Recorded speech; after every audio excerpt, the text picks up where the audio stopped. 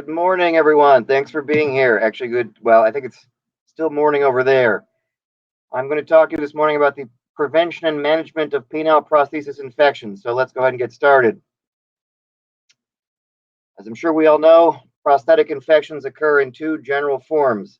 There are immediate infections that occur within the first 8 weeks or so, and these are patients that present purulent and septic with ample drainage from their wound, and these tend to constitute the minority of infections. More common are the indolent infections, which occur more than 2 months out from surgery and generally require a higher degree of suspicion. These are patients who present with persistent pain in the scrotum or pump fixation or some other sort of unusual and uncharacteristic finding. We know a number of things about implant infections. We know a number of things specifically about infections of primary penile prosthetic implants. These are generally due to inherent patient factors as well as to surgeon operative technique. These generally occur within the first 12 months after implantation, and it is very rare. There have been some case reports of late hematogenous infections. Staph epidermidis remains the most common organism associated with primary penile prosthesis infections. We know definitively that spinal cord injury patients and the immunocompromised are at higher risk of these infections, and generally infections occur within 1 to 3% of new penile prostheses. For revision and replacement surgeries, obviously the rate of infection goes up quite a bit. This is usually due to the decreased host resistance, the capsule that forms around the previous device, and the scarring that occurs as a result of surgical management. Biofilm also forms on a device, which tends to give bacteria a nutrient source to continue to grow. And we know definitively that diabetic patients are at higher risk of infection during revision and replacement implants. So we're going to talk a bit about preoperative management of penile prosthesis patients and things you can do in the preoperative period to help reduce the risk of infection. Then we'll talk about perioperative management and then postoperative management, and of course, what to do in case of infection. So we'll start with preoperative management, and preoperative counseling is very important. Obviously, you want to make sure that you have, actually, let me go back a second. I'm sorry, I skipped a slide here. We're going to talk about proper patient selection. So in 2016, out of Boston University, we wrote a study that discussed a variety of socioeconomic and patient health factors that could be influencing penile prosthesis infection. And we discovered in this paper that people who are polysubstance abusers have a nearly 900% higher rate of penile prosthesis infection. Also, patients with an extraordinarily high blood glucose in the preoperative holding area had a much higher rate of infection, and patients who are experiencing homelessness have a higher degree of infection as well. There we go. In the preoperative period, I make a strident effort to counsel my patients and to have a very clear understanding of the instructions preoperatively. For patients who are on aspirin, I advise them they can continue the aspirin. For other anticoagulants, I tend to prefer to have them hold or bridge them, mostly because of their hematoma risk and the associated risk of infection coming from that hematoma. I also ask my patients not to shave their genitals. I want them to come into the operating room with a pubic hair mound that looks similar to this picture. And I want patients to really understand the infection risk thoroughly before we go back to the operating room. I think that's the most important point. I generally will screen my patients for Staph aureus, for nasal carriage of Staph aureus, and we'll pre-treat them with mupirocin if appropriate, if they have a positive Staph aureus nasal swab. This has been shown, according to a very large New England Journal of Medicine study performed on general surgery patients, to substantially reduce the relative risk of infections. Also, my patients wash with chlorhexidine soap for usually a week before surgery daily. Some surgeons over here also advocate for 5 days or 3 days or even just 1 day beforehand. But there is ample evidence that chlorhexidine washes prior to surgery will reduce risk of infection. I also encourage patients to have proper glycemic control entering the operating room. And if patients are showing evidence of poor glycemic control, I will work with their PCP and endocrinologist to encourage them to improve their blood sugar control. And prior to taking patients back to the operating room, I will make sure that they have a timely antibiotic start, and I'll take a look at their penis and scrotum and make sure there are no surprises, such as the insidious organisms lurking under these gentlemen's foreskin. All right, so interoperative management. So there are a number of things that we have control over as surgeons, and those are listed here. We'll talk about each of those independently. There are also the device-dependent infection retarded coatings, which are very, very beneficial in reducing implant infections.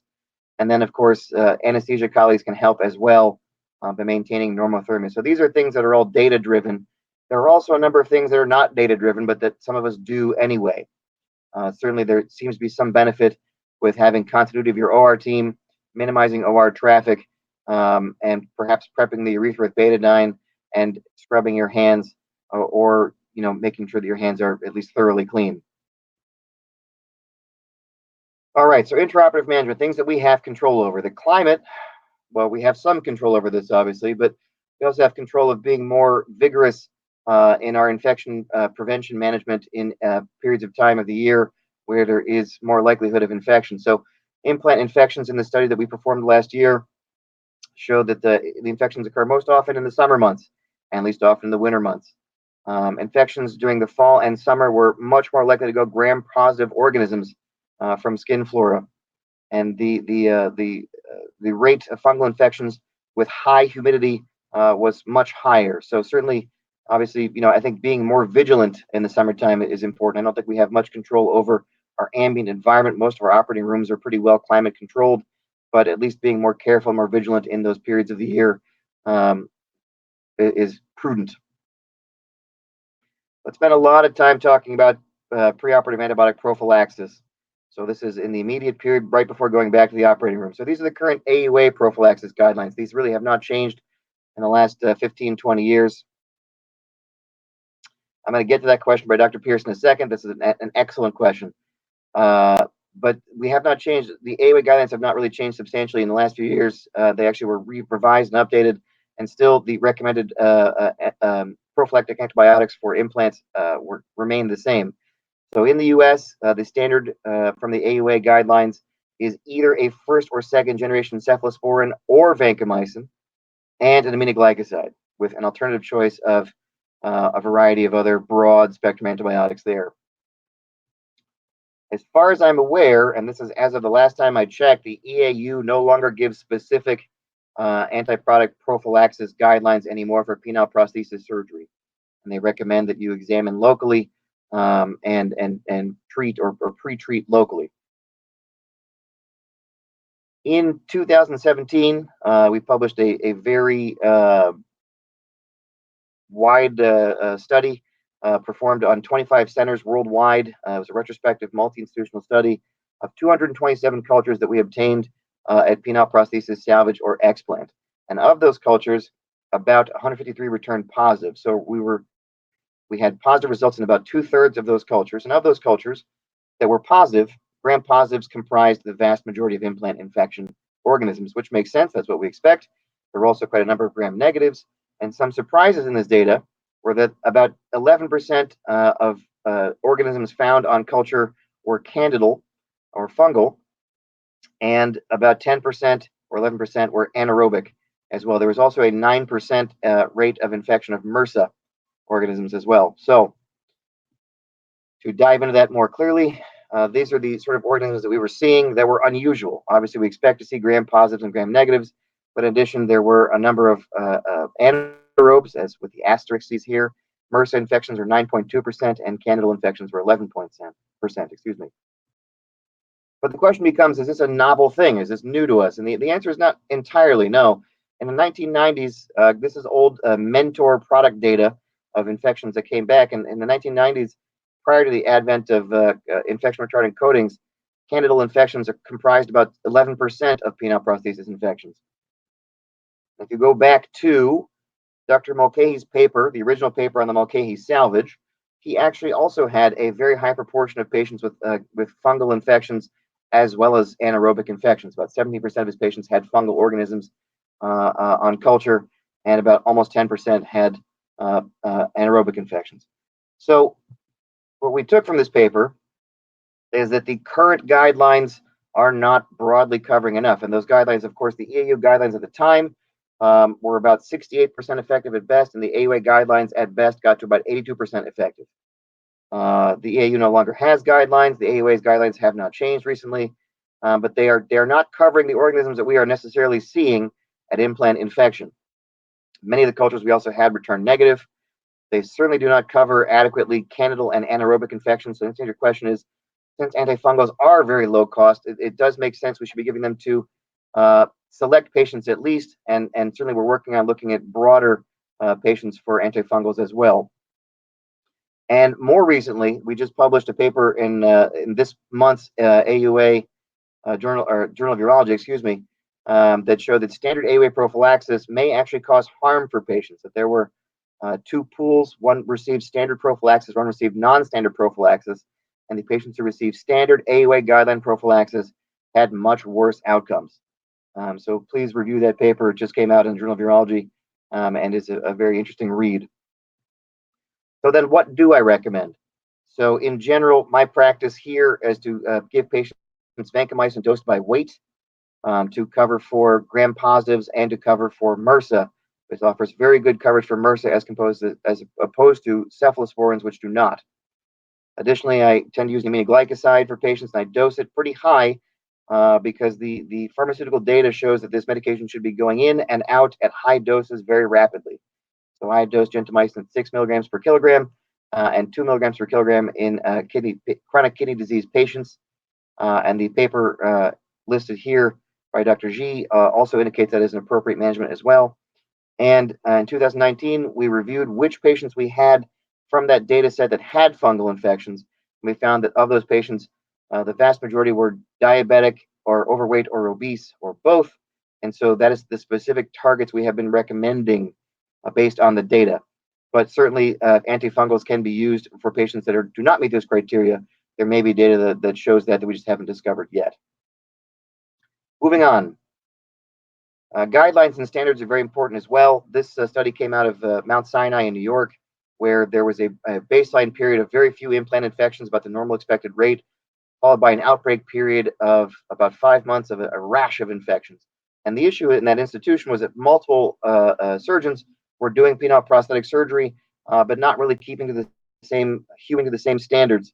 And so this empirically data-driven guideline checklist on the right here was introduced, and the introduction of that checklist resulted in a dramatic reduction in infections. So the point of this is that everybody should be on the same page. The surgeons performing the implants, the assistant staff, the OR staff, etc. Everybody should have a clear understanding of what the data show as far as being helpful for penile prosthesis infections. Hair removal is always a big debate at every SMS meeting. There has not been a study specifically about penile prosthesis infections and hair removal, but there are data that have examined scrotal surgery in general, and there are findings that show that the razor has less trauma on the genitals and more complete hair removal than clippers do. Really, the SMS says very strongly that surgeons should be allowed to choose, and that if your hospital gives you any pushback on what your options are, you really should be allowed to choose what you're going to use to remove hair and what you're most comfortable with. This is a general surgery paper that talked about the importance of chloroprep, chlorhexidine alcohol prep for the skin, as opposed to iodine prep for the skin right before incision. And this certainly showed that prepping with chlorhexidine alcohol just prior to surgery has dramatic reductions in superficial site infections and deep surgical incisional infections. So this is very important.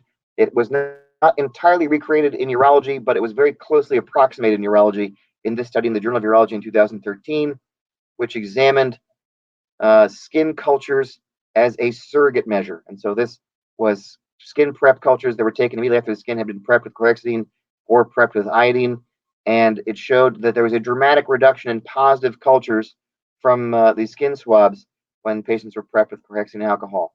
And so this is data to point to that really indicates that prepping with alcohol should be the standard of care, with chlorhexidine alcohol, should be the standard of care prior to surgery, because there are simply fewer germs on the skin prior to or after administration of chlorhexidine alcohol. Speaking of germs on the skin, by the way,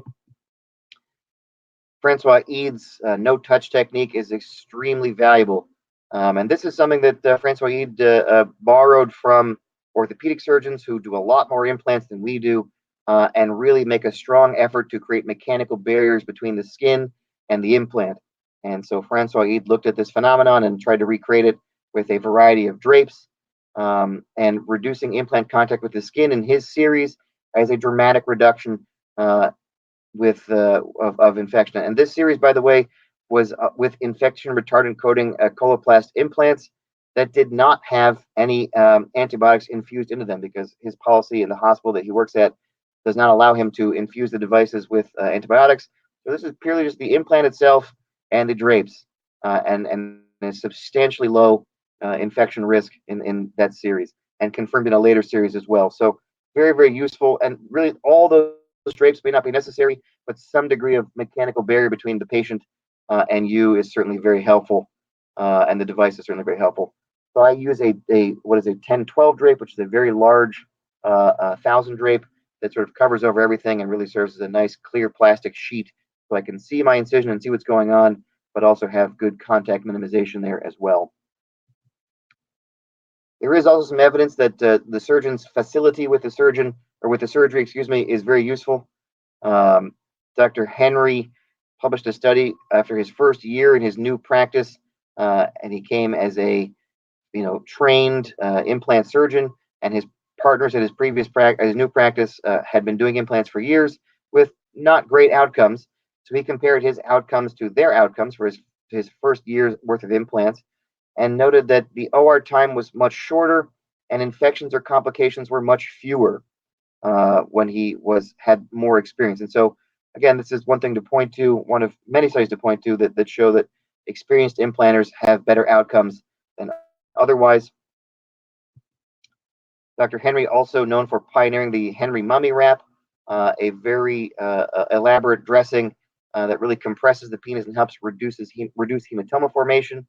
And as we talked about before, hematoma formation can serve as a nutrient source for bacteria to grow in and cause infection. And so the Henry mummy wrap, as outlined here, we proved in a study in 2016, actually has a substantial decrease in infection risk when applied appropriately. Other methods to improve or to reduce hematoma formation include leaving the device partially inflated, for which there is no good data, and leaving a drain, for which there is pretty good data. Most of the data is retrospective, obviously, but leaving a drain has been shown to not increase risk of infection, has also been shown to have ample amount of hematoma reduction by getting a lot of the blood out of the scrotum, and the amount of time you should leave it for. So most range occurs in the first 12 hours, with a strong tapering off of that effect between 12 and 24 hours. So realistically, at least overnight is a useful rate. Also shown in the study that the longer and more complicated the surgery is, the more bleeding leaves via that drain. So leaving a drain should be really considered in cases, at the very least, we know they're going to be extremely complicated. I leave drains in all primary implants, but not in revision surgeries, as there really has been no evidence that shows that it is effective or useful in revision surgeries. All right, those are things that we have control over. Now, these are things that the device companies and our anesthesia colleagues have helped with. The device companies have introduced infection retardant coatings over the last 20 years now.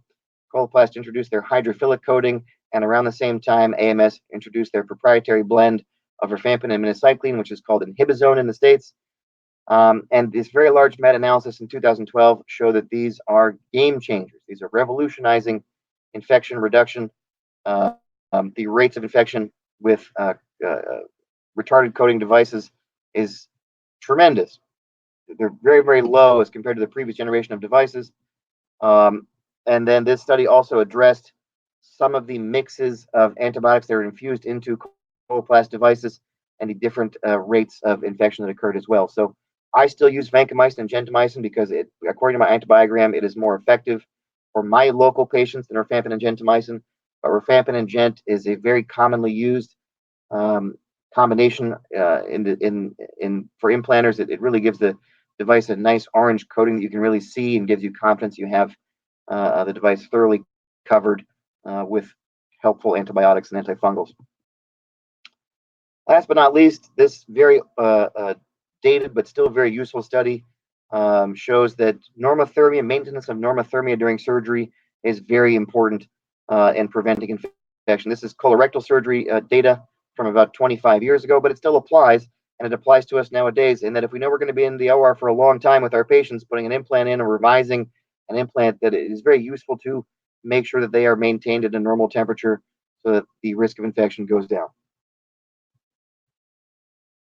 Moving right along to revision and replacement surgeries. So there is very, very strong evidence that revision surgeries have reduced infection rates when you wash out the space that the device was previously in. And washing out all spaces, the corpora cavernosa, the pump space, and the reservoir space have been shown to have substantial infection reduction rates. This is data from Drs. Henry and Dr. Wilson from the 15 years ago, and this showed a dramatic reduction in surgical infections and subsequent infections for patients who had washout performed. Postoperatively, there is always debate at SMS about the utility of giving patients antibiotics beyond the 24-hour postoperative period. Certainly, many of the guidelines here indicate that IV antibiotics should really run for 24 hours, and that's it. But many surgeons give their patients antibiotics orally for a week or some amount of days after surgery. There is no data that shows that it's actually beneficial. The benefit that's very clear is that it helps the surgeon sleep at night. And actually, there is data that shows no apparent benefit, more recently coming from the Journal of Urology a few months ago. The other thing that's important postoperatively is regular monitoring of the patients and making sure that we are monitoring the incision and the wound as clearly as possible. I have a low threshold bringing my patients back to clinic if they have any sort of complaints or concerns, because I want to see what's going on so that I can sleep that evening as well. All right, moving on to salvage and explant. So historically in the past, salvage surgery was introduced by Dr. Mulcahy, but prior to that, devices were simply explanted for the most part.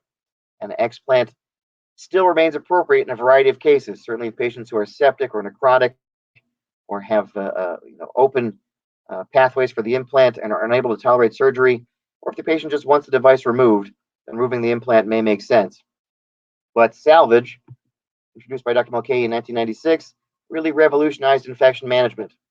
He demonstrated in that study, in a follow-up study, that when you salvage the device with a series of complicated antibiotic combinations and really washing everything out thoroughly and then re-prepping and redraping the patient and starting all over again, you can demonstrate an 82% infection-free rate, which is pretty good.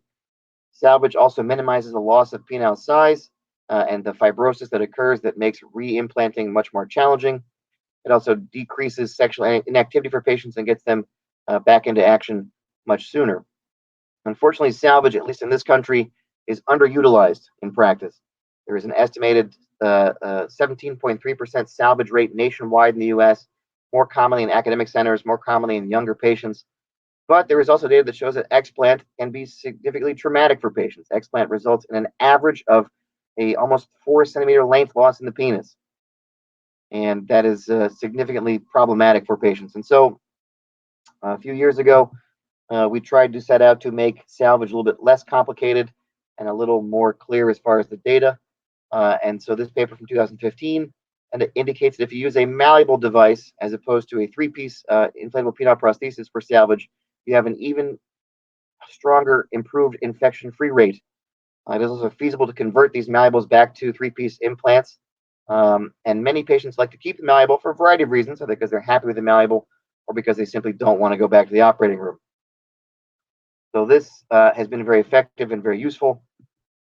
Also, Dr. Carrion had a small series of patients where he implemented a carry-on cast, which consisted of infusing high purity calcium sulfate infused with antibiotics into the corpora cavernosa. And so this is very similar to the bone cement that orthopedists use when they explant a joint.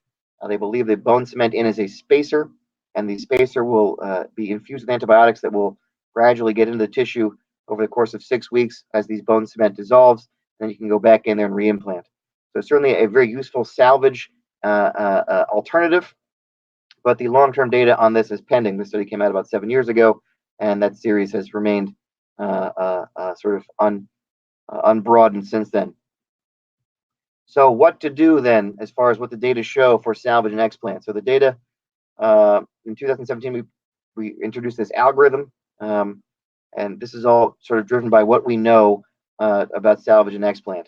So the very first step to salvage a device is to obtain cultures immediately before you administer antibiotics. If you know the device is infected and you're confident that it's going to come out, put a needle in the corpora and get some purulent material out and send that for culture. One of the important things of the study from 2017 was that we had a lot of about 1/3 of our cultures were negative, which indicates we weren't capturing useful data for treating those infections. So get a culture before you administer antibiotics, and you can get a culture by simply needling the device. The device is going to come out anyway, so putting a needle in there is not going to do it any more harm than the harm it is already causing. The next step is to admit the patient and put them on broad spectrum antibiotic and antifungal coverage. And as we discussed, the combination of antibiotic and antifungals that cause the or that have the most likelihood of covering every single organism available is vancomycin to cover gram-positives and MRSA, piperacillin to cover gram-negatives and anaerobes very broadly, and then IV fluconazole to cover fungal organisms. So this combination should cover 100% of the organisms that we've seen recently that are causing penile prosthesis infections. The next step, if it's feasible, is to perform a salvage procedure with either an inflatable device or a malleable penile prosthesis. And further studies have shown that the original Mulcahy protocol may not be necessary with all the various steps of antibiotics and other chemicals he was using. For example, the use of hydrogen peroxide is probably best omitted. Hydrogen peroxide tends to macerate tissue and thus is not particularly useful in the salvage protocol. If you're going to use a malleable device, and particularly one that has a hydrophilic coating, you can put it in vancomycin, piperacillin, and amphotericin B. We have found that fluconazole does not really dissolve in aqueous solution very well, and so the better antifungal to be used for devices with hydrophilic coating is amphotericin B, which does dissolve very well in liquid. And finally, continue the IV antibiotic regimen until the cultures return, and hopefully you got good data. And if those cultures return, you can tailor the antibiotics to the appropriate organism. If the cultures return negative, then a long course of Bactrim and or Augmentin may be useful. That course was decided on by the infectious disease doctors at our institution. Certainly consultation with your local infectious disease service may be useful as far as determining a course of antibiotics suitable for your patients locally. And thanks very much. I'm happy to take questions and to see what else I can help with.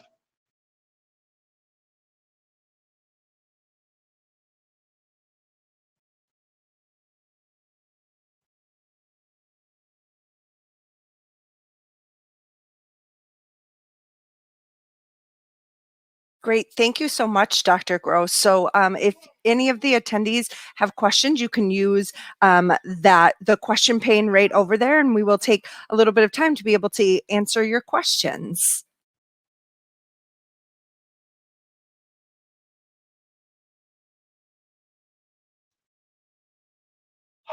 All right. So, Mr. Goddard, thank you very much. Mr. Lee, I have a question. How do you manage pump fixation with symptoms of pain? So, I would say, you have to have a high degree of suspicion that pump fixation with pain symptoms are concerning for infection. If you have a patient, for example, who has increasing pain that is not abating as we are moving farther away from the implant, I'm strongly suspicious for infection.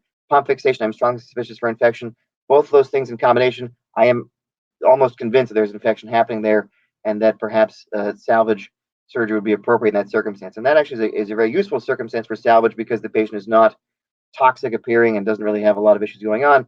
But again, pump fixation and pain in combination with each other are, I would say, pathognomonic for implant infection and are very, very important that we get into that circumstance and get that device salvaged. Another question that I have here is, should we be using antifungals in all washes, even in virgin primary implants? From Mr. Ralph. Good morning, Mr. Ralph. Good to hear from you. And so my answer to that is I don't know for sure. All I know is that the data indicate that there's clear utility to it in patients who are more prone to fungal infections, such as obese patients and diabetic patients. However, however, in the last few months, I have been, I would say, confusing my OR staff by putting them on everybody and seeing what happens. And I'm going to try to capture that data as much as I can and really see if this is beneficial. So please, wait patiently, and I'll try to get you as much information on that as I can in the long term. There is some anecdotal evidence for this, of course. Paul Perito, if you ask him, he's been using antifungals in his dip for about 15 years now, and he says that he has never had a fungal infection in the infections that he's had. So there certainly is some utility to this, but I don't have great data yet. So please hold. I'll try to get that data for you in the near future. A question from Mr. Terry: do I involve my microbiologist in antibiotic coverage for IPPs? So I try to. Certainly, this is a conversation that is regularly had in my hospital. We have lots of concern regarding antibiotic stewardship in my hospitals, and so I try to make sure that I involve them in these conversations, and I try to be a useful steward of these antibiotics and make sure that I'm using them safely and appropriately. But also because my microbiologist can really have a better understanding of the local antibiogram than I do, give me more information about what to do next and how to do that. So yes, I have those conversations regularly. Let's see, what other questions do we have here? How often do you change your antibiotics according to the bacteriogram? That's a very good question from an anonymous viewer, and my answer to that is, to date, I have not, but that's because my antibiogram is updated yearly, and I've been in practice for about 5 years now, and there really have not been any significant changes. I also practice in a very stable and I would say rather boring population, and there really has not been much change in that. But certainly, I check it annually very thoroughly. I check both the local state antibiogram as well as the one from my hospital system. And to date, there have not been any changes that would prompt me to change my antibiotic choices. Let's see, what else do we have here? I'm going to go to the next question from Mr. Dorkin. Do you use the Mulcahy protocol or variation for revision cases where infection is not suspected? Yes. So again, going back to the importance of a washout, and the question is how to do that washout. And the answer is, in my case, I do the washout with a variation of the Mulcahy protocol, but not entirely the whole thing. If you sit down with Dr. Mulcahy and have a conversation with him about how his protocol was devised, it really was devised on the fly. And so, while he was salvaging these devices or attempting to salvage these devices, he would ask his nursing staff, well, what do we have on the shelf that we can go grab, that we can toss into this incision and try to dilute these germs? And so that became kanamycin and betadine and hydrogen peroxide, and not all of these necessary. And so there was a great review paper by Dr. Menares in the Journal of Sexual Medicine last year that reviewed all of the different components of the Mulcahy salvage protocol and sort of tried to winnow down which ones were effective and which ones were not. And so what I have ended up using now for my revision and replacement surgeries, where I don't suspect infection, but where I just want to have broad coverage, is broad spectrum IV prophylaxis with vancomycin, Zosyn, vancomycin, piperacillin, and fluconazole, and broad spectrum stuff for the hydrophilic coating of my devices. So that would be vancomycin, Zosyn again, and amphotericin. But I also will wash out with both a basin of antibiotics and a basin of betadine. In the series by Dr. Menares, in that series, excuse me, in the review by Dr. Menares, there was great data that showed that betadine has very useful bactericidal properties without being too toxic to tissue and without being too much of a macerating agent to tissue. So I will try to use 2 basins, saline and antibiotics in one, saline and a splash of betadine in the other for my revision and or removal and replacement cases. Let's see. We have a question here. Is it important that a prosthesis has some antibiotic coverage? Yes, that is extremely important. The